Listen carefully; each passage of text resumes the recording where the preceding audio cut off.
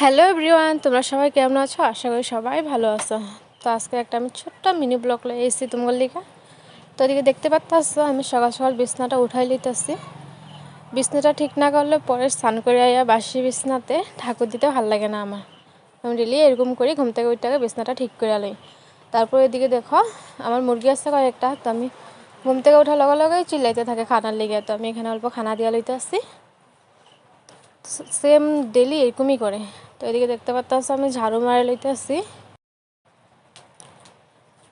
ঝাড়ু মারার পরে এদিকে দেখো আমি রান্নাঘরটা পরিষ্কার করে লইতে আসছি। ডেলি আমার সেম কাজ।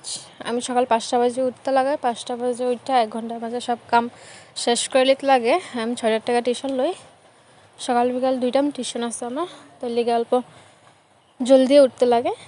তো এদিকে দেখতে পাচ্ছ আমি রান্নাঘরটা পরিষ্কার করে লইছি। তারপরে এদিকে দেখো আমি বাসন টাসন ধুয়ে লইতে আসছি।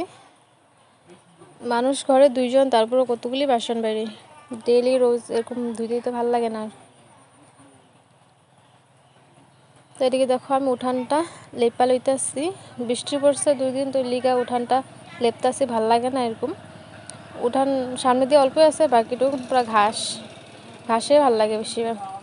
তো এদিকে দেখো আমি স্নান করে লইছি। স্নান করে যে দেখতে পাচ্ছ আমি ঠাকুরের বাসনটা ধুয়ে লইতেছি। জলদিতে ধুইতে লাগে আমার, সকালে এরকমই আমার ডেইলি এরকম জলদিতে করতে লাগে সব কিছু। তো এদিকে দেখো আমি ঠাকুরের বাসনটা দিয়ে এখন ঠাকুর দিমু। আর এদিকে দেখো আমার হাজব্যান্ড এখানে অল্প রান্নার হেল্প করতে আসছে আমারে, বেশিরভাগ অল্প হেল্প করে আমার সকালে রান্নাটা।